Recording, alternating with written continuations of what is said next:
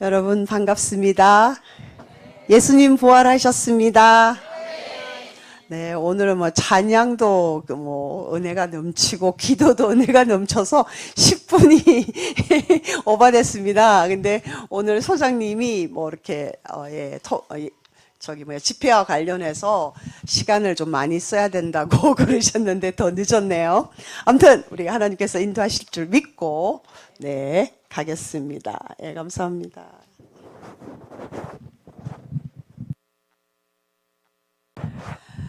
네, 우리 말씀 십자가 위에서 예수님께서 마지막으로 하신 말씀들 7가지인데요. 가상칠언이라고도 합니다. 근데 부활절이 지난주, 어제, 그저께 지났습니다. 그런데 왜?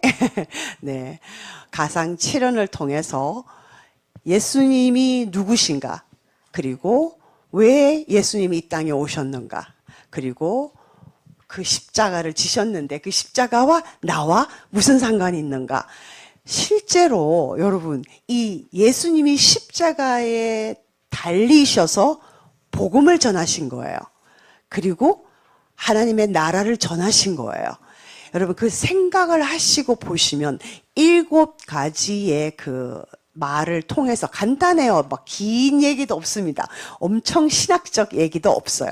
그런데 하나님의 놀라운 신비가 그 속에 있다는 거예요. 그래서 이 사실은 부활과 결국은 연관이 됩니다. 그래서 오늘 이 말씀을 여러분과 함께 나누기를 원합니다. 자, 7가지 말씀이 있는데 마태, 마가복음에서 하나, 그리고 누가복음에서 셋, 요한복음에서 셋, 그래서 총 7개의 7언을 말씀을 하셨습니다.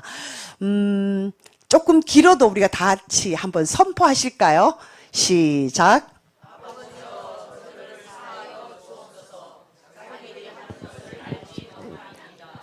내가 진실로 내게 이르노니 오늘 내가 나와 함께 낙원에 있으리라. 여자여 보소서 아들이니이다. 보라 내 어머니라. 나의 하나님 어찌하여 나를 버리셨나이까. 내가 목마르다. 다 이루었다. 아버지여 내 영혼을 아버지 손에 부탁하나이다.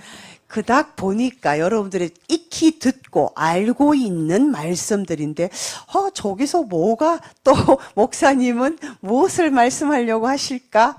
제가 말하는 게 아니라 하나님이 이 7마디를 통해서 무엇을 우리에게 말씀하고 싶으셨을까? 우리가 보기로 하겠습니다. 십자가의 딱 하나는요, 인간 구원을 위한 하나님의 역설입니다. 왜 역설인가? 이게 역설 이런 말인데요. 신비의 축약입니다. 다시 말해서 그 당대의 모든 권력과 지식가들과 권세 가진 자들이 짝짝꿍 해가지고 마귀와 짝짝꿍 해서 한 일이 예수를 십자가에 못 박은 일이에요. 그죠? 엄청난 큰 사건입니다. 그리고는 막 박수를 쳤어요. 망했다. 끝났다. 그것 봐라. 넌 죽었다. 다 망했다라고 그들은 생각했는데 하나님이 역전시켰습니다. 부활시키셨거든요. 근데 마귀는 이 부활을 알지 못했습니다. 그러므로 그 예수님의 십자가를 통해서 예수가 누구신가? 왜 십자가를 지셔야 했는가? 나와 무슨 상관이 있는가예요. 여러분, 오늘 나와 무슨 십자가 무슨 상관이 있는가에 대한 답을 얻으시기를 바랍니다. 오늘 슬라이드가 굉장히 많은데요. 일부러 제가 좀 넉넉하게 했어요. 너무 많이 적어 놓으니까 여러분들 머리가 아프실 것 같아서 조금씩 여유를 뒀습니다. 자, 첫 번째 말씀이 누가복음 23장에 나오는 말씀 34절. 아버지여 저들을 사하여 주옵소서 자기들이 하는 것을 알지 못함이니이다. 근데 여기서 저들이 누구냐는 거예요. 얼핏 보면은 빌라도와 군병들, 유대교 그 지도자들, 바리새인, 서기관, 율법범들, 도망친 제자들까지 관련된 자들인 것 같잖아요. 우리말로 보면. 자, 그런데요. 요한이 어떻게 증언하는지 우리가 한번 볼게요. 요한 1서 1장 29절 다 같이 선포하시겠습니다. 시작. 보라 세상 죄를 지고 가는 하나님의 어린 양이로다. 마태복음 20장 28절. 인자가 온 것은 섬김을 받으려 함이 아니라 도리어 섬기려 하고 자기 목숨을 많은 사람의 대속물로 주려 함이니라. 요한복음 13장 1절. 유월절 전에 예수께서 자기가 세상을 떠나 때가 이른 줄 아시고 세상에 있는 자기 사람들을 사랑하시되 끝까지 사랑하시니. 네, 자, 이 말씀 세 말씀만 보더라도 이거는 십자가에서 죽으신 것이 아까 말씀드린 그들만이 아니라는 걸 알 수 있어요. 왜? 세상 죄를 지고 가는 하나님의 어린 양, 세상 죄를 지셨다는 거예요. 그리고 인자가 온 곳은 내가 섬김을 받으려 하는 것이 아니라 내가 도리어 섬기려 하고 많은 사람들의 대속물, 속죄 제물로 드리고자 왔다라고 하셔요. 그리고 예수님이 이제 때가 이르렀을 때 세상에 있는 자들을 사랑하셨는데 끝까지 사랑하셨다 그래. 끝까지 뭐예요? 죽기까지 사랑하셨다라는 거예요. 그래서 요한은 이렇게 증언하고 있습니다. 그런데 이제 이 말씀들을 보면 왜 그렇게 증언이 되냐? 히브리서 9장 시작. 또한 송아지의 피로 하지 아니하고 오직 자기의 피로 영원한 속죄를 이루사 단번에 성소에 들어가셨느니라. 네, 우리 레위기서 출애굽기에서 계속적으로 이제 말씀 제사에 관한 말씀입니다. 일단 제사를 드릴 때 매일 상번제를 드려요. 매일 드려야 돼요. 아침과 저녁에 해질녘에. 두 번은 기본이고요. 그 다음에 속죄, 화목제, 속건제, 예, 뭐 그런 제사를 계속 드려야 되고요. 번제, 화제, 소제, 전제 드리는 방법에 따라서 드려야 되고, 그 다음에 절기제사 드려야 되죠. 사실상 성막 쪽에 번제단하고는 피비린내가 진동을 한다 그래요. 하루에도 몇 번씩 양과 소를 잡아야 되기 때문에. 근데 말씀하시는 거예요. 이제 더 이상 그렇게 하지 않는다. 오직 자기 피, 예수의 피죠. 예수의 피로 영원한 속죄를 이루셨다. 단번에 성소에 들어갔더만 단 한 번에 들어가서 지성소와 성소에 있는 휘장을 찢으신 분이에요. 자, 그런 예수님이 이루신 업적이 이렇다라는 거예요. 그런데 왜 이렇게 하셔야만 했느냐? 로마서 3장에 보면 의인이 하나도 없다 그래요. 그리고 모든 사람이 죄를 지었다 그랬거든요. 그리고 죄의 값은 사망, 죽음이라 그랬어요. 자, 그렇기 때문에 이 죽음을 다시 되돌리고 회복시키고 살리기 위해서는 누군가의 죽음이 필요했던 거죠. 누군가가 죽어줘야 되는데요. 그분이 예수 그리스도이라는 거예요. 그렇게 됐을 때 그 예수 그리스도의 이름을 영접하는 자, 또 예수 그리스도를 믿는 자는 하나님의 자녀가 되는 권세가 임했다라는 거예요. 임한다라는 거예요. 그러므로 실제로 하나님이여 저들은 자기들이 하는 일을 알지 못하니까 용서해 주십시오라고 선포한 거는요. 그냥 하나님 쟤들 정말 바보예요. 아무것도 몰라요. 용서해 주세요. 이런 정도가 아니라 구원자이시다라는 거예요. 아멘. 예수님은 메시아로 오셨다라는 거예요. 죄 사하는 능력이 있으시다라는 거예요. 아멘. 메시아를 전달하신 이 말씀을 통해서 첫 번째 말씀을 통해서 예수는 메시아다. 그걸 말씀하고 계셔. 하나님은 우리에게. 할렐루야. 네. 두 번째는 내가 진실로 네게 이르노니 오늘 네가 나와 함께 낙원에 있으리라. 이건 너무 잘 알죠. 마태복음과 마가복음에서는 강도라고 표현이 되는데 누가복음에서는 행악자라고 표현이 되거든요. 자, 그런데 이제 그 말씀을 뒷받침하는 말씀을 우리가 한번 선포해 보겠습니다. 마태복음 27장 시작. 지나가는 자들은 자기 머리를 흔들며 예수를 모욕하여 이르되 성전을 헐고 사흘에 짓는 자여 네가 만일 하나님의 아들이어든 자기를 구원하고 십자가에서 내려오라 하며 그와 같이 대제사장들도 서기관들과 장로들과 함께 희롱하여 이르되 그가 남은 구원하였으되 자기는 구원할 수 없도다. 그가 이스라엘의 왕이로다. 지금 십자가에서 내려올지어다. 그래야면 우리가 믿겠노라. 쉽게 말하면 네가 왕이냐? 증명해봐. 진짜 증명하고 싶어요. 저 같으면 십자가에서 하나님 잠깐만 기다리세요라고 십자가에 내려와서 내가 예수인 것을, 내가 하나님인 것을 증명하고 싶은데 예수님은 그렇지 않으셨죠. 십자가를 묵묵히 지셨습니다. 근데 지나가는 자도 머리를 흔들리면 예수를 모욕했다는 거예요.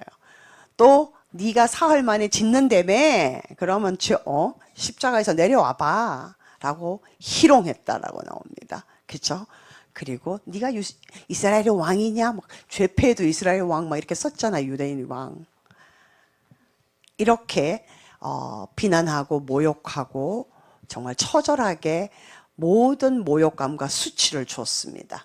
그런데요, 누가복음 23기 행악자, 예수님이 십자가에 달리실 때 오른쪽 왼쪽 한 사람씩 이 십자가 처형을 받은 사람 있습니다. 근데 그중 한 사람이 뭐 묻은 개가 뭐 묻은 개를 나무라는 식으로 자기도 예수를 비방하는 거예요. 네가 그리스도냐? 너와 우리를 구원해봐라. 이렇게 비방을 했습니다. 그런데 반면 다른 한 사람은 그 사람을 꾸짖습니다. 네가 하나님을 두려워하지 않냐? 너는 네 죄 때문에 그렇게 벌 받는 게 마땅하지만, 그런데 이 사람은, 예수는 그런 사람이 아니야. 옳지 않은 것이 없다라는 거, 그는 죄가 없다라고 말을 하는 거예요. 그러면서 예수여, 당신의 나라에 임할 때 나를 기억하소서. 아멘. 이것이 아까 말씀드린 영접하는 자, 곧 그 이름을 믿는 자들은 하나님의 자녀가 되는 권세를 주신 거예요. 한편 행악자는 권세, 하나님의 자녀가 되었습니다. 아멘. 네. 죄를 회개했죠. 자기가 잘못했다는 것을 인정했고요. 하나님은 죄가 없어, 예수님은 죄가 없으시다는 것을 인정했고요. 그 다음에 하나님의 나라, 예수의 나라를 인정했습니다. 그죠? 그래서 나를 기억해 달라 그랬을 때, 죄 고백했죠. 예수님이 영접해서 구원을 간청했습니다. 그랬더니 예수님이 구원을 약속하셨습니다. 네, 오늘 네가 나와 함께 낙원에 있으리라. 낙원을 약속했어요. 여러분, 부활에서 보면은요, 자, 예수 믿는 사람이 죽으면 가는 곳이 낙원입니다. 천국 아니에요. 할아버지 천국 가셨습니다. 우리가 이렇게 말은 하지만 실제로 그 천국은요, 나중에 백보자 심판이, 세상이 완전히 이제 하나님 앞에 심판을 받고 난 다음에 하나님과 우리가 영원히 사는 곳, 그곳이 천국입니다. 그런데 그 전에 그러면 가는 곳이 낙원이에요. 그러면 예수 믿지 않는 사람이 가는 곳은 하데스, 음부라고 얘기하죠. 혹은 뭐 스올이라고 얘기도 합니다. 구약에서는. 근데 그러면 이 낙원에서의 상황은 뭐냐면은 영은 깨어 있어요. 다만 육이 없습니다. 육이 없어서 어디를 가고 이렇게 하지를 않아요. 못해요. 그러면은 제사 지내는 사람들, 그쵸? 조상님들한테 제사 지내는 사람들, 거기에 조상님들이 갈 수 있어요, 없어요? 음부에서도 못 가고 낙원에서도 못 가요. 왜냐면 몸이 없어요. 영만 있어요. 그런데 거기 오는 거는 누구예요? 귀신들이에요. 마귀들이에요. 그러니까 예수님께서 이렇게 고린도전서에서 바울 사도가 그렇게 말합니다. 귀신의 식탁과 하나님의 식탁을 겸하여 섬길 수 없다라고 말씀하십니다. 아무튼 이렇게 여기서 구원이 이루어지는 거예요. 그 샘플이 벌써 한쪽 행악자가 구원을 받는 것을 하나님은 십자가에서 예수가 십자가에 달리는 그 사건을 통해서 구원을 이루신다라는 것을 보여주시는 거예요. 아멘. 네, 죄 용서, 구원, 자, 받았습니다. 그죠? 첫 번째 말씀으로서는 우리가 죄 용서 받았고, 저들은 자기들이 하는지를 알지 못하게 용서해달라고 그러셨잖아요. 용서받고. 두 번째는 영접해서 하나님의 자녀 권세가 되었습니다. 자, 세 번째는요, 이제 요한복음에 나오는데, 여자여 보소서 아들이니다 하시고, 이제 제자들에게 하시는 말씀이 보라 내 어머니라. 사실상은 이 제자는 이제 사랑하는 제자 요한입니다. 근데 이종 사촌이기도 해요. 아무튼 마가복음과 누가복음에서 보면은요, 다 예수를 버리고 도망갔다, 멀리서 바라봤다, 멀리 서서 그냥 지켜봤다, 이렇게 말씀이 나와요. 근데 요한복음에서는 바로 옆에서 말씀하시고 계시는 거예요. 왜 이렇게 요한이 거짓말을 했나? 아마 이거는 이제 처음에는 멀리서 보다가 마지막에 이제 십자가에 못 박혀서 달리시고 돌아가실 때쯤 되니까 이제 그 앞에 같다라는 그런 표현으로 우리가 이해하면 되는데요. 왜 요한만 이렇게 다르게 설명했을까요? 자, 여기서 여자여 어머니라는 단어가 나옵니다, 여러분. 이 말씀은요, 이 여자여가 제일 먼저 나오는 것이 창세기 3장 15절이에요. 그때 여자의 후손, 뱀에게 하나님이 저주하시면서 여자의 후손과 네가 원수가 된다 이렇게 했죠. 그때 여자, 이쏴입니다. 이쏴, 여자라는 뜻이에요. 여자의 후손. 그런데 그 다음에 그 구약은 히브리어잖아요. 그런데 이제 포로 시대 히브리어를 모르는 그 유대인들, 2세들, 3세들 이런 자들을 위해서 70인 번역이 있었어요. 그러니까 70인역이라는 성경은 구약의 히브리어를 헬라어로 번역한 거예요. 거기는 이 여자여 이쏴를 귀나이 혹은 귀네라고 번역을 하고 있습니다. 귀부인, 여자, 나이 좀 든 여자, 뭐 과부 다 총칭해서 귀나이라고 부르습니다. 자, 그래서 여기 여자여는 그 귀나이 뜻이고요. 어머니는 메테르예요. 우리 파테르, 아버지 헬라어 그죠? 파테르 헤몬 호엔 할 때 하늘에 계신 우리 아버지는 뜻이죠. 어머니 메테르입니다. 여기서는 그냥 헬라어 어머니라는 단어를 썼어요. 그렇게 요한이 그러면 굳이 이 말씀들을 이렇게 하고 어머니랑 대화한 거 이렇게 다 제자들과 대화한 것을 쓴 이유는요. 그 당시에 이단, 영지주의가 있었습니다. 영지주의는 굉장히 무서운 거였어요. 그래서 예수 믿는 자들을 다들 잘못된 교리를 가르치고 있었습니다. 지금도 이단이 문제지만 그 당시에는요, 성경이 완성되지를 않았습니다. 그래서 딱히 정말 표준을 삼을 수 있는 예수님의 어록, 말씀, 제자들의 말씀 이런 것을 통해서 이제 말씀을 양육받고 믿음이 증가되고 있었던 시절이기 때문에 잘못된 성경 이론 이런 것들이 신학이 들어가기가 참 쉬웠어요. 그 당시 때 유명했던 것이 영지주의인데 첫 번째 영지주의는요. 예수님의 육신을 입고 성육신한 것을 부인합니다. 그리고 두 번째는요. 예수님이 십자가에 달리신 그 인간 예수가 아니라 환상이라는 거예요. 유령이라는 거예요.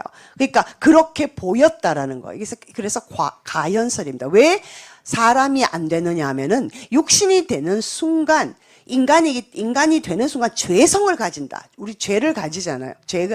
죄성이 있는데 그 죄성을 가지게 되므로 인간이 될 수 없다라고 주장하는 거예요. 근데 이렇게 만약 이들의 영지주의가 그런 이론이 맞다면요. 예수님은 참 하나님이고 참 인간이 아니면요. 죄를 대신하지 못합니다. 왜? 참 인간이어야지만 우리의 모든 고통과 질고와 아픔을 경험하시는 거예요. 100%. 그죠? 그런데 또 죄가 없으셔야 되는 거예요. 그러니까 보통 우리 엄마 아빠 사이에서 나는 그런 인간일 수가 없는 거예요. 그리고 참 하나님이면, 왜냐하면 하나님이 독생자 자신을 죽였다라고 말씀하시기 때문에, 그래서 죄사함을 주셨기 때문에 참 하나님 참 인간이 되어야 되는데 영지주의에 따르면 그게 안 되는 거죠. 그래서 요한은 십자가에 달려서 이제 예수님이 그 제자들과 엄마와 얘기하고 엄마 부탁해. 요한이 예 알겠습니다. 이렇게 하면서 그때부터 이제 예수님 어머니를 데리고 가서 모셨어요. 아무튼 그 말씀들이 나오는데 또 증인들이 나옵니다. 모친 이모 글로바의 안에 쭉 이렇게 나오는 막달라 마리아 이렇게 나오는데 이 증인들을 내세워서 뭘 말씀하시고 싶었냐 요한은 나사렛 예수는 인간이었다는 거예요. 사람이었다라는 거예요. 그런 고통을 느꼈다라는 거예요. 그리고 요한이 말하기를 나 요한 즉 예수의 사랑하는 제자 나도 내 자신도 증인이다 라고 아까 요한 복음을 통해서 증거 내가 증인이다 라는 것을 증언을 한 겁니다. 그래서 보세요. 태초에 말씀이 계시니라. 그렇죠? 이 말씀이 하나님이다. 우리 다 아시는 말씀이에요. 근데 이 말씀이 하나님이신 말씀이 육신이 되어 왔다. 우리 가운데 거하셨다. 아버지의 독생자의 영광이 있었다. 이런 것을 증언하는 게 요한의 증언이에요. 그죠? 세례 요한은 또 보라 세상죄를 지고 가는 하나님의 어린 양이다 라고 표현을 하면서 신이신 예수, 그리고 요한, 이 사랑하는 제자 요한은 인간 예수를 동시에 증거하고 있는 거예요. 자, 그래서 이 사도 요한은 계속적으로 영 다 믿지 마. 왜냐하면 아까 영지주의 같은 게 있잖아요. 분별해라는 거예요. 왜냐하면 거짓 선지자가 많이 있기 때문에. 그럼 어떻게 분별하는가 그 방법을 얘기합니다. 그리스도께서, 예수께서 육체로 오신 것을 시인하는 영마다 하나님께 속하는 거고, 육체로 오신 것을 시인하지 않으면 적그리스도의 영이다, 잘못된 이단이다, 영지주의다, 이런 것을 지금 가르쳐주고 계시는 거예요. 그 당시 이단이 굉장히 많았다는 것을 알 수가 있습니다. 자, 이런 하나님이 태초에 말씀이 계시고 그 말씀이 하나님과 함께 하셨고 말씀이 곧 하나님이라, 이 하나님이요 우리에게는 어떤 하나님이실까요? 마태복음 10장에 보면은요, 우리의 머리털을 다 세신다 그랬어요. 여기서 우리 머리털 세시는 분 있나요? 보세요. 아무리 기계가 발달해도 안 돼요. 세는 순간 머리털이 또 빠지잖아요. 또 새로 나고. 시편 103편은요, 우리의 체질을 아시는데 우리가 단지 먼지뿐이라는 것을 기억하는 거예요. 우리가 흙으로 만들어졌잖아요. 우리 먼지로 만들어졌어요. 근데 개역 한글에는 우리가 진토임을 기억하신다 그래서, 진토는 굉장히 얇은 아주 미세한 그 흙이잖아요. 전 진토가 참 좋은데. 자, 그런데 그 하나님이 하나님과 동등하시지만은 자기를 비워 종의 형체를 가지사 사람들과 같이 되신 분이에요. 그러니까 뭐예요? 한없이 우리를 사랑하고 우리를 알고 한없이 우리와 같이 낮아지신 예수님이에요. 이런 하나님이에요. 대우주를 창조하신 하나님이 이런 하나님으로 오셨다는 거예요. 놀랍지 않아요? 이것을 지금 말씀하고 계시는 겁니다. 자, 아까 그 말씀 창세기 3장 15절 여자의 후손이라 합니다. 자, 그리고 또 이와 동일하게 메시지를 전하는 것이 이게 이제 예수님이 강론을 하고 계시는데 예수님 엄마가 찾아와서, 그래서 예수님 보고 어머니 오셨어요. 그러니까 누가 엄마냐? 내 아버지의 뜻대로 하는 자가 형제요, 자매요, 뭐 이런 가족이다, 이런 뜻이죠. 근데 이것은 실제로 하나님의 나라 모형입니다. 신앙 공동체, 진정한 교회의 모형입니다. 이거라는 거예요. 완전하지는 않지만 이 세상의 교회의 모형입니다. 이제 이것이 천국 가면 완전해지는. 네. 그러면 여기서 여자 이렇게 또 말씀하시는 거는요, 메시아로서의 태도입니다. 여기는 인간 예수, 아들인 예수를 말씀하시는 게 아니라 메시아 예수를 말씀하고 계시는 거예요. 구원자 예수인 거예요. 이해되시죠? 그러니까 예수님은 구원자 예수의 입장도 가지고 계시고 인간 아들 예수의 입장도 가지고 계시는 거예요. 아멘. 참 하나님이자 참 사람인 거죠.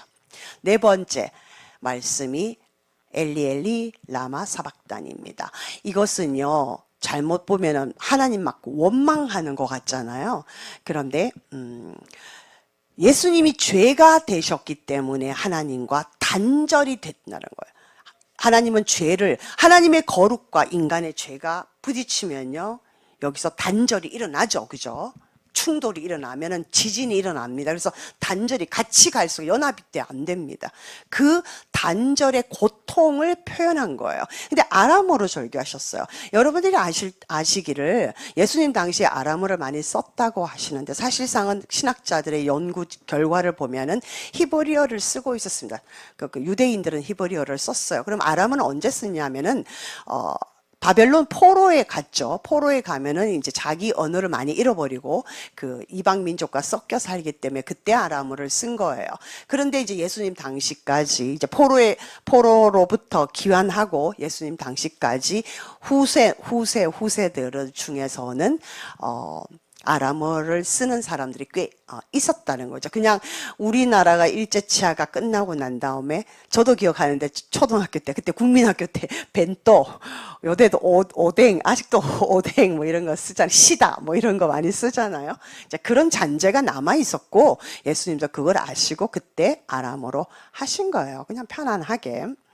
그런데 원래는 아람어를 다 쓰는 게 아니에요. 근데 그걸 어떻게 또 증명이 되냐면요, 엘리 라마 사막다니 하시니 그 다음에 해석이 붙어요. 이는 곧 나의 하나님 어찌하여 나를 버리셨나이까 이렇게 해석을 해줍니다. 모든 사람이 아는 아람어라면 굳이 뒤에 해석을 할 필요가 없죠. 그리고 또 에바다 했을 때 에바다 이는 열려라는 뜻이니라. 그리고 아람어가 나올 때마다 뒤에 뜻을 설명을 하고 있습니다. 그래서 아람어가 공용어처럼 다 쓰는 언어는 아니었다라는 거예요. 아마 여러분들이 잘못 이렇게 이해하시고 계시는 부분들이 최근에 신학자들은 그게 아니었다라고 이제 논문도 많이 발표하고 있습니다. 그냥 참고하세요. 아무튼 예수님이 세상 죄를 대신 지시고 예수님 자체가 죄 덩어리, 죄가 되신 거예요. 그러므로 하나님과 단절이 되었습니다. 그러므로 하나님이 외면하신 거죠. 정오, 제6시부터 제9시까지, 그럼 오후 3시까지 온 땅이 어둠으로 뒤덮였다고 45절, 마태복음 27장 45절에서 말씀하세요. 그래서 하나님으로부터 완전히 단절되는 고통의 절규다. 하나님을 향한 원망이 아니다라는 거예요. 그리고 이는 또 굉장히 중요한 의미를 갖고 있습니다. 과연 예수가 메시아였나라는 거죠. 자, 예수가 메시아, 그리스도, 구세주 같은 말입니다. 메시아가 되려면요 조건이 있어요. 첫째, 다윗의 자손이어야 합니다. 후손이어야 합니다. 근데 마태복음 1장 1절에 아브라함과 다윗의 자손 예수 그리스도의 계보라, 족보라 이 말이에요. 그래서 예수는 다윗의 후손이다라는 것이 증명돼요. 그 다음에 시편 22편 1절에서 엘리 엘리 라마 사막다니가 나오는 거예요. 하나님 나의 하나님 어찌하여 나를 버리셨나이까라 다윗이 예언적으로 그걸 선포합니다. 다윗도 많은 고통을 받았잖아요. 근데 다윗이 그 절규를 해요. 그런데 그것은 앞으로 오실 메시아가 이 절규를 할 것이다라고 예언한 부분이에요. 그래서 구약 성경의 예언대로 응하였다라는 거예요. 예수님이 그 절규를 십자가상에서 합니다. 그래서 예수는 메시아이다를 증명하고 계시는 거예요. 세 번째는요, 또 한 가지는 성경에서 구약은 앞으로 오실 예수님에 대해서 계속 예언을 하죠. 신약은 뭐예요? 성취입니다. 그래서 짝이 맞아. 예언과 성취가 구약과 신약이 짝이 맞다라고 하는 건데 그 예언을 쭉 합니다.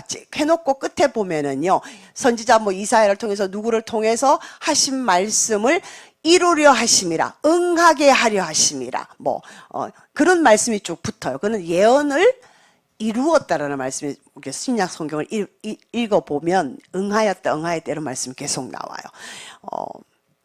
자, 그래서 이 세 가지가 있어야 메시아인 거예요. 근데 실제로 예수님은 그런 사람이 증명이 되었습니다. 아까 그죠? 계속적으로 그리고 이제 마태복음 27장에요. 가서 이방인들이 백부장은 이방인이잖아요. 그리고 그 처형을 시키는 그 장본인입니다. 대장인 거죠. 군병들은 쫄병이지만 그는 딱 백부장으로서 야, 매달아, 어째 못 박아, 이런 걸 다 지시하는 사람이잖아요. 그가 말합니다. 이는 진실로 하나님의 아들이었도다. 할렐루야. 아멘. 하나님은 그 백부장 이방인 십자가에 못 박힌 그 사람의 입을 통해서 하나님의 아들이었다라는 고백을 하게 하셨습니다. 그쵸? 그래서 뭐예요? 그러면은 왜 이 불신자 이방인을 십자가의 증인으로 세운가? 이 마태복음에서요, 우리도 그 십자가의 증인이다를 말을 하고 싶은 거예요, 마태는. 이거는 그때 2000년 전에 그런 사건이 있었는데 AD 30년에 있었던 사건이지만 왜 우리가 그 증인이다. 이걸 우리에게 너희가 증인이 되라 얘기를 하시는 거예요. 쉽게 말해서. 아멘. 네. 자, 5번째 말씀입니다. 내가 목마르다. 목마르죠. 다 피와 물을 다 쏟았기 때문에 육신적으로는 목이 마릅니다. 근데 보세요. 그 후에 예수께서 모든 일이 이미 이루어진 줄 아시고 성경을 응하게 하려 하사. 이거죠. 그죠? 성경 응하려 해서 이러시되 내가 목마르다. 자, 목마르다는데요. 요한복음 19장 제일 밑에 보면은요, 그래 목마르다고 하니까 군병들이 밑에서 불쌍하잖아요, 예수님. 그러니까 그 신 포도주를요 해면 솜 같은데 적셔가지고 이제 우설초에 매달려가 이렇게 입에 대줍니다. 근데 예수님 그거를 마시지를 않으세요. 근데 그 말씀이 이 시편 69편에 있습니다. 그들이 쓸개를 나의 음식물로 주며 목마를 때에는 초를 마시게 하였사오니. 이 말씀이 나와요. 놀랍죠? 구약에서 예언했습니다. 신약에서 이루어진 거예요. 메시아다라는 걸 말씀하시고요. 놀랍지 않으세요? 네. 어떻게 알고 구약에서 했냐고요. 네. 그런데요, 예수님이 갈증을 호소하신 것도 육신의 고통을 호소한 게 맞아요. 인간 예수기 때문에. 그런데 굳이 이 육신의 목마르다, 이게 뭐 그리 대단한 말입니까? 그쵸? 목마르다. 아, 나 목마르다. 이게 무슨 그런 대단한 말일까? 근데 대단한 말이에요. 왜냐, 아까 번에 영지주의, 이단사상, 가연설을 겨냥해서 예수님께서 사람이기 때문에 십자가에서 피와 물을 흘리셨기 때문에 갈증을 일으키신 거다. 그러므로 십자가 사건은 역사적인 사건이다라는 것을 증명하고 싶었던 거예요. 그래서 요한복음이잖아요. 요한복음은 그것을 계속해서 겨냥하고 있습니다. 그래서 역사적 예수를 주목하여 보게 합니다. 그런데 예수님은 아셨어요. 요한복음 18장에서도 아버지께서 주시는 잔, 즉 십자가를 지는 것을 말씀하시는데 내가 마시지 아니하겠느냐? 마신다라는 거예요. 마가복음에서는 나의 마시는 잔. 네, 고통스러워요. 예수님도 고통스러워 하셨어요. 그렇지만 그 아버지께서 주시는 그 쓴 잔을 마셔야 되는 상황이고, 그러므로 마시겠다라는 거예요. 이것이 이 아들의 목마름 뭐예요? 하나님의 뜻을 이루려는 아들의 목마름이 담아져 있다는 거예요. 그러면 이 목마름이 뭐냐는 거예요. 정말 그냥 물이 먹고 싶은 그런 목마름일까? 네? 여기서 이중적인 뜻이 있는 거예요. 물론 육체적으로는 그런 목마름이 있어요. 그러나 주님이 말씀하시고 싶으신 것은 이 목마름은 뭐냐는 거예요. 하나님의 뜻을 이루기 위한 목마름이에요. 고통스러워요. 힘들어요. 그렇지만 하나님의 뜻은 이루어져야 되고 그 뜻을 이루기 위해서 내가 왔다라는 거예요. 그 목마름이 없으면 십자가 절대 못 집니다. 질 이유가 없어요. 그렇죠? 하나님의 뜻을 이루어야 되고 그 하나님의 뜻을 이루기 위해서 내가 고통스러워도 그것을 마셔야 된다라는 그 목마름이라는 거예요. 그러면 결국 그게 뭡니까? 인류 사랑이었잖아요. 자기 사람들을 사랑하시되 끝까지 사랑하시는 그 사랑인 거예요. 결국은 인간 사랑이에요. 뭐예요? 우리 마가복음 10장 30절 31절처럼요. 내 마음을 다하고 내 뜻을 다하고 내 목숨을 다하고 힘을 다하여 저희 하나님을 사랑하라. 이것이 크고 첫째 되는 계명이요. 둘째도 이와 같으니 내 이웃을 내 몸과 같이 사랑하라. 결국은 하나님을 향한 사랑이 인간을 향한 사랑으로 표현이 되고 있는 겁니다. 예수님이 십자가에 죽으신 건 하나님을 위해서 죽으신 게 아니에요. 인간의 죄를 지기요 없애하기 위해서 죽으신 거지. 그러니까 인간 사랑인 거예요. 그렇죠?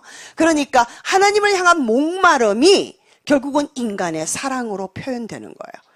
여러분, 세상은요, 사탄은 신포도주를 줘서 예수님이 그 약간 고통을 마비시켜서 환각 상태에서 버티도록 하려고 그래요. 왜? 수치와 모멸과 고통을 계속 주고 싶으니까. 근데 이 신포도주는 환각 작용이 있어요. 그리고 마취 성분이 있어요. 그래서 이걸 마시게 되거나 하면 약간 몽롱하고 고통도 잊을 수 있는. 그래서 조금 더 버틸 수는 있겠죠. 마귀는 그렇게 하려고 해요. 마귀가 하는 일은 뭐예요? 잘못된 메시지를 계속 주고 싶어 하는 거예요. 속이고 도둑질하고 빼앗고 멸망시키고, 이것이 거짓말하고, 이것이 마귀가 하는 일입니다. 그러니까 예수님한테도 신포도를 주어서 그렇게 하려고 했던 거죠. 영적인 해석으로 우리가 봐야 된다는 거죠. 목마르다고 한 것은 하나님을 향한 예수님의 목마름, 결국 이웃 사랑이죠. 사람들을 사랑하는 것. 그러면 십자가에 달려야 될 사람은 예수님이 아니라 사실 나잖아요. 내 죄.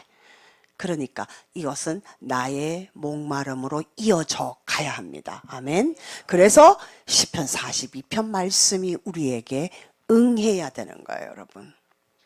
왜 사슴이 시냇물 찾기, 이것까지는 설명 안 할게요. 시간이 없기 때문에. 아무튼 이 갈급함은요, 태초부터 하나님만이 해결하실 수 있도록, 채우실 수 있도록 만들었습니다. 그런데 세상은요, 이 신포도주를 마약이나 술이나 돈이나 섹스나 이런 걸로 해결하라고 하려고 하는데 그게 해결이 됩니까? 안 되잖아요. 우리 보잖아요. 보고 있잖아요. 환각제는 갈증을 더 심화시킬 뿐이다는 거예요. 마귀가 이것을 한다는 거예요. 속이고 빼앗고 멸망시키면서. 하나님만이 채울 수 있는 하나님의 약속입니다. 요한복음에서 나를 믿는 자는 영원히 믿는 거하고 목마른 거하고, 목마른 거는 물을 마셔야 되는데 믿는 거하고 무슨 상관이냐 이렇게 할 수 있는데, 우리가 영적으로 해석을 해야 된다는 말씀을 드리는 거예요. 예수님을 믿는 자는 영원히 목마르지 아니한다. 누구든지 목마르면 내게 와서 마셔라. 나를 믿는 자는 그랬어요. 내 옆에 와서 내가 물 주면 그거 먹는 자는 이렇게 말하지 않고 나를 믿는 자는이에요. 그러면 이것은 분명 영적인 이슈다라는 것을 아실 수 있겠죠. 네. 그래서 나를 믿는 자는 성경의 이름과 같이 그 배에서 생수의 강이 넘쳐 나리라 그랬는데, 흘러나리라 그랬는데, 이 생수는 뒤에 가면은 곧 성령을 말한 것이다라고 설명을 하고 있습니다. 자, 그러면 예수님이 주시는 생수를 받아 마시려면 어떻게 해야 돼요? 아까 우리 우물, 북한에서 수도가 안 나와서 우물 펌프질 해야 된다는데, 펌프질 하려면 뭐가 있어야 돼요? 마중물이 있어야 돼요. 네. 마중물을 드려야 됩니다. 그죠? 그것이 예수를 믿는 우리의 믿음이 마중물이 되는 거예요. 영접하는 자. 네. 그죠? 자, 실내의 말씀이 뭐가 있냐면은요. 수가성 여인, 요한복음 4장에 가면은 우물가 여인이 나오는데, 우물가 여인이 이제 정오에 물을 기르러 왔어요. 예수님이 물 좀 달라 그랬어요.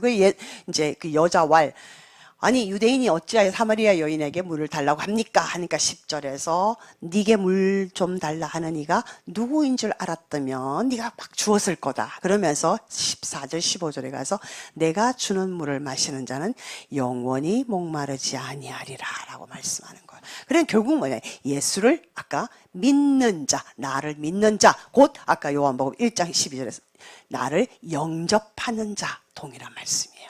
그들이 하나님으로부터 생수를 먹고 마셔서 해결할 수 있다라는 거예요. 오직 하나님만이 채우실 수 있다라는 것을 말씀하십니다. 그러므로 예수님은 지금도 우리에게 생명수를 주시기를 원합니다. 그러므로 어떤 면에서는 예수님은 십자가에서 영원히 목말라 하고 계시는 거예요. 인간을 사랑하시며. 그죠? 지금도 예수님은 우리에게 생명을 수를 주시고 싶어서 목말라 하고 계시는 거예요. 자, 그러면 그 이웃 사랑이 어떻게 나가냐면 마태복음 10장과 마태복음 25장에 보면은 작은 자 중 하나에게 냉수 한 그릇 떠주는 것이 내한테 한 거다. 너희 형제 중에 지극히 작은 자한테 한 것이 나에게 한 것이다. 대단하지 않아요, 여러분? 이웃 사랑이. 작은 것부터 여러분이 하실 수 있는 것부터 하라는 얘기예요. 이거는 대단한 건 너희가 뭐 1억씩 누굴 줘라 이런 얘기가 아니에요. 그렇죠? 이것이 결국은 우리의 마중물입니다. 아멘. 네. 그리고 이제 6번째, 다 이루었다라고 말씀하십니다. 마귀는 다 끝났다 이렇게 하겠죠. 예수님이 이제 다 이루었다 하시니까 마귀들은 자기들이 다 끝났다라고 생각했겠죠. 그런데 그분 예수, 대우주 역사를 시작하신 예수님이 말씀으로 이 땅에, 말씀이 육신이 되어 오셨고요.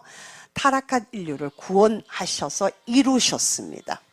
아까 말씀 보시다시피 히브리서 7장에 단번에 자기를 들여가지고 이제 율법에서 요구하는 그 모든 제사를 폐하시고 완성, 예수는 율법의 완성하신 거예요. 자, 그래서 단번에 완성하셨습니다. 그래서 율법, 구약에서 말하고 있는 옛 언약을 다 이루어셔서 신약에서 새 언약, 피로서 세운 언약을 세우십니다. 아멘. 그래서 이것이 은혜예요. 이것이 하나님의 은혜, 우리가 은혜가 이것입니다. 새 언약. 그래서 예수님께서 성만찬 때 이런 말씀하신 이 잔은 내 피로 세우는 새 언약이니 곧 너희를 위하여 붓는 것이 새 언약이라. 그럼 옛 언약은 아무것도 아니다. 폐기 처분 아니에요. 옛 언약을 완전히 이루어신 것이, 포함해서 다 이루어신 것이 새 언약이라는 거예요. 아멘.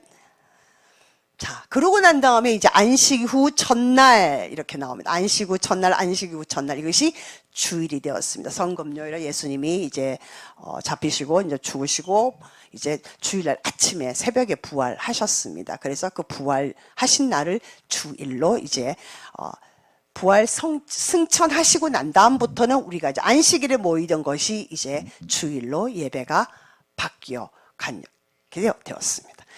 자, 마지막에 아버지여 내 영혼을 아버지 손에 부탁하나이다.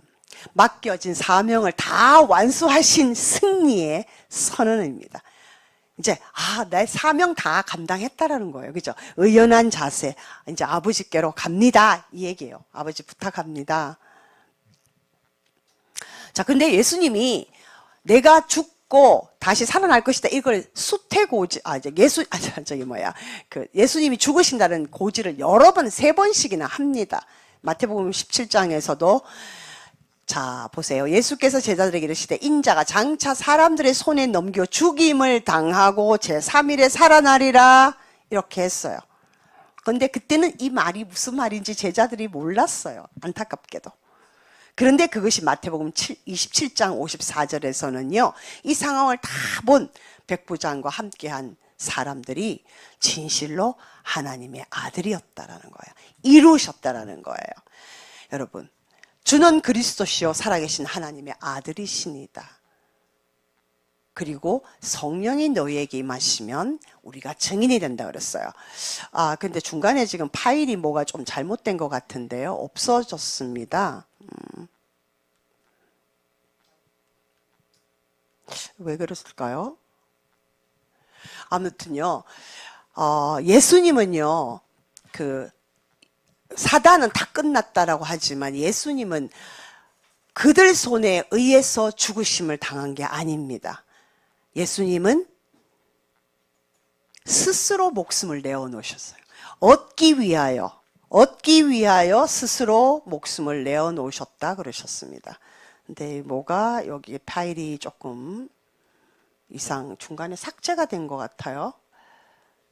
네, 근데 제가 보내드린 그 파일에는 있습니다. 그거는 예수님 쪽에서는 마귀는 자기들이 승리했다 그러는데 예수님께서는 아니야, 나는 내 목숨을 다시 얻기 위하여 나는 스스로 버렸노라라고 말씀하세요.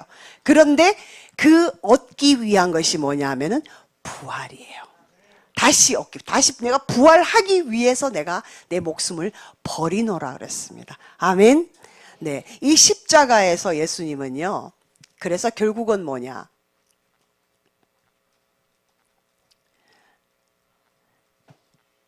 십자가의 신비가 무엇입니까, 여러분? 이게 하나님의 역설이잖아요. 하나님의 역설. 하나님은 십자가에서 죽이셔서 다시 살린 거예요. 죽으면 산다라는 거예요. 나와 너희가 살려고 하면 죽을 것이요. 아니야. 너희가 살고자 하면 죽을 것이요. 나와 내 복음을 위하여 죽고자 하면 살리라. 마가복음 8장 말씀이죠. 그러니까 예수님의 복음을 위하여 죽고자 하면 산다라는 거예요. 그 얘기입니다. 십자가는 역설이에요. 죽었는데 살았어요. 그래서 부활하기 위해서 죽었다라고 예수님은 말씀하시는. 그럼 예수님은 누구십니까? 여러분들 답을 해보세요. 왜 십자가를 지셨나요? 그 십자가가 나와 무슨 상관이 있습니까? 그리고 이제 내가 무엇을 해야 될까요? 나타났네요.